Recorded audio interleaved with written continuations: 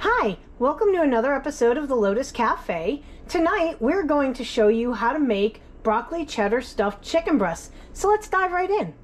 Okay, so the first thing we're going to do is we're going to start our cheddar sauce. So we're just going to turn the burner onto a low setting, between about a low and a 2, because you do not want to overheat your dairies because you will separate them and then bad things happen. You will have grainy cheese sauce. It's gross. So first thing, we're going to take our 4 tablespoons of butter and we're going to melt them slowly in our saucepan. Okay, so now that our butter's nice and melted, we're going to add our 2 cups of heavy cream to the pot. There we go.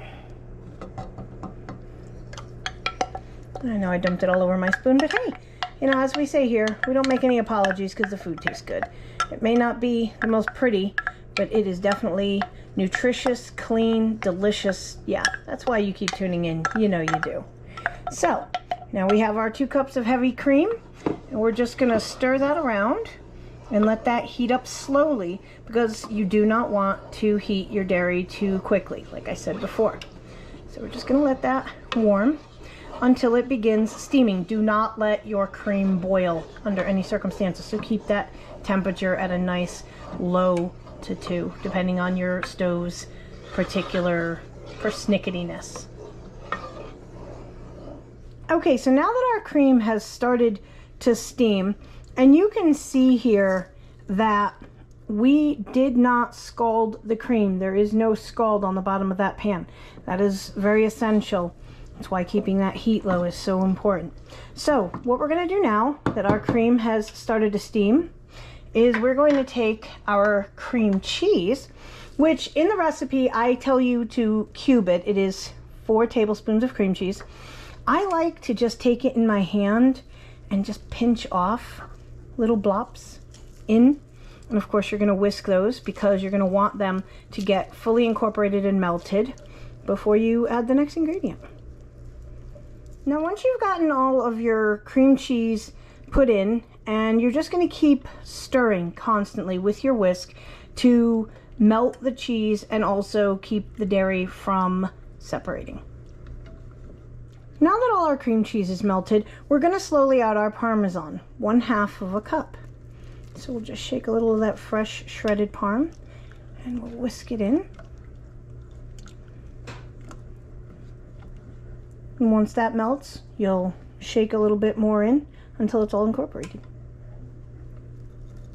Okay, so in case you're wondering how you're going to know when your Parmesan is fully melted, you literally do kind of like a swirl around and then pick up. And if all you're getting is liquid, no string, then your Parm is fully incorporated. So now that we have all of the Parmesan melted, like I said, we're going to start adding the cheddar at 2 cups. Again, you're going to add it slowly like you did for the Parm. So we're just going to shake a little in there.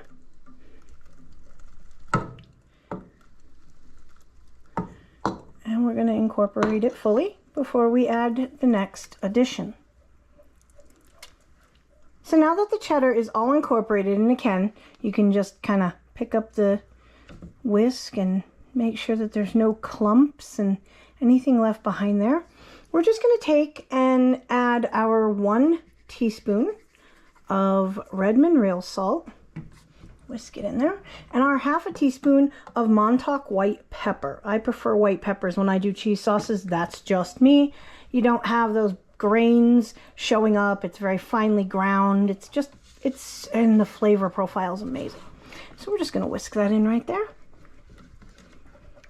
So now that we've got our cheese sauce almost done, and I say almost because we've got to add our broccoli in. So we're just going to take our broccoli, and again, that's 2 cups worth of broccoli, and it looks like it's more than that. However, when you get it chopped up, it'll be about 2 cups. So we're just going to take a handful and kind of rock our knife back and forth with the broccoli. Now always be careful. Yes, you thought I was going to use the blade side, didn't you? Nope. Hilt side. Got to be smart. So you just, like I said, just chopping up the broccoli We're just doing a rocking motion. Now this is broccoli that you have previously steamed, either fresh or frozen. Both work wonderfully. I didn't think y'all needed to see me steam broccoli. I'm pretty sure y'all know how to steam broccoli. So yeah, we just rock it back and forth and get it into some nice manageable pieces. Okay, so we have our 2 cups of chopped broccoli. Now I want to address something, folks. This is proof that I'm not an AI and that we don't make apologies here in Casa Lotus and at the Lotus Cafe. I overestimated the broccoli I would need. So now that is going to go in the freezer for the next time we decide to make a cheddar broccoli or anything with some need for steamed broccoli. But we've got our cheese sauce, and we're just going to dump our 2 cups of chopped broccoli in. And again, you know you love these measuring bowls. You can get them on Amazon. Use the link in the description. We get a little bit to keep this show on the air from your purchase, and you get a great set of measuring bowls that you saw here on Lotus Cafe. So we're just going to stir that in, and as you can see, it's nice and thick. I love a nice thick cheese sauce. I'm a sucker for broccoli cheddar, anything. So stir that all up. Oh, that is so beautiful. All right, and then we're going to get on to our next thing, which is getting this beautiful cheddar broccoli mix into our chicken. So join me, won't you? Okay, now the next thing we're going to do is we're going to get our chicken breasts prepared. So we're going to take our breasts and we're going to put some, I like press and seal personally. So I'm going to put that on this wooden board here, and then we're going to pound our chicken breasts out and season them. Let's do it. So the first thing we need to do is we need to take our chicken breast. Now, like I said, I've press and sealed my board. So we're going to set our chicken breast on the board, and we're going to go about halfway down the chicken breast. We're going to make a horizontal cut, just enough to kind of butterfly it, which that basically means that you take it and you kind of fillet it open like that. Just gonna give it another little cut like that. Oh, that's so pretty like that. Nice. And then we're gonna do that to every one of the chicken breasts, so the rest of them. Just give it a nice horizontal slice, give it a little quarter turn, and then continue that cut, but don't go all the way through to the other side. If you have to, you can carefully make sure your knife is really sharp. Just give it kind of a nice gentle pressure, force the separation. There we go. All right. Okay, so now that we have all of our chicken cut, we're going to take another piece of our saran wrap or press and seal, the choice is yours. We're going to lay it over top of the chicken, just like this. And then we're going to take our meat hammer, and we're going to take out the aggressions from everybody who made you mad during the week. Starting with the outer edge, and then working inward. You just want to flatten that chicken breast out so that it's easily worked with. Okay, now that you have your chicken breast all pounded out, this is the last one that I did, so I'm going to take the plastic wrap off of it. And what I'm going to do is I'm going to take and season it. So take my glove off here, and we're just going to take our 2 teaspoons of salt. I give a nice generous sprinkle. Now, of course, that 2 teaspoons is for the entire 4 breasts that you prepared. I'm going to take your teaspoon of salt. Just going to give it a nice dusting.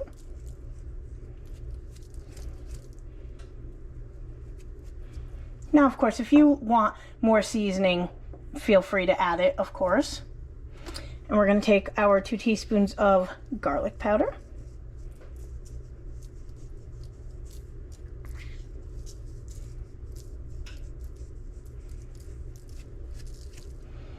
And our 2 teaspoons of onion powder.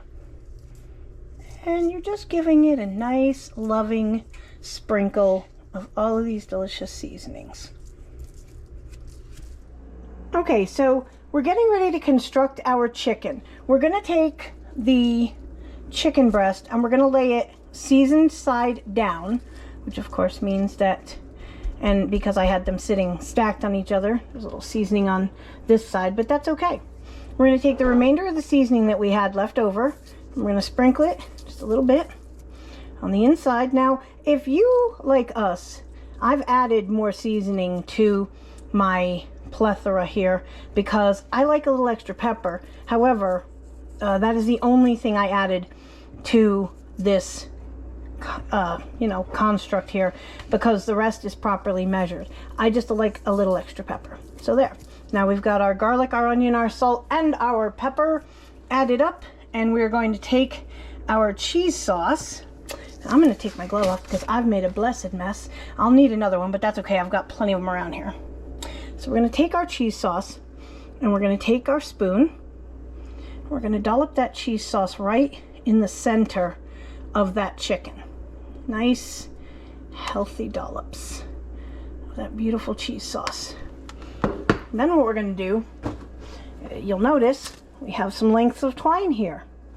So we're going to take our gloves, and we're going to put them on, and then we're going to get this chicken wrapped up. Okay, so I changed my mind. I decided to grab a spatula to put these chicken breasts into the casserole dish. So there we go. And we're just going to layer 2, 2, and be done with it. That'll be our 4.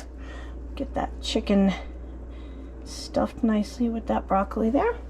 Alrighty, so do all 4 of those, and then we're going to go in the oven. So now that we've got our chicken breasts all stuffed with that beautiful broccoli cheddar sauce, we've arranged them in a casserole dish. And I decided to put a little bit extra of that cheddar sauce on top and just a sprinkling of some extra shredded cheddar because I had it around, because we keep it around here in the Lotus Cafe. So we're going to go in the oven at 375 for about 30 minutes, and then we're going to see you back here and test it out. Okay, so we did a little adjustment behind the scenes. We have turned our oven up to 400 degrees, and we have set our timer after it went off. We took our lid off of the casserole dish, and we reset our timer to 30 minutes at 400 degrees just to make sure everything was cooked. Now, your chicken may not take as long. It depends on the thickness of your breasts, but we're going to go in the oven here because our timer did go off, and we are going to check out what we've got. So, oh, look at that. That is some beautiful cheddar broccoli chicken right there. Now my partner wants to call this a cheddar broccoli chicken bake.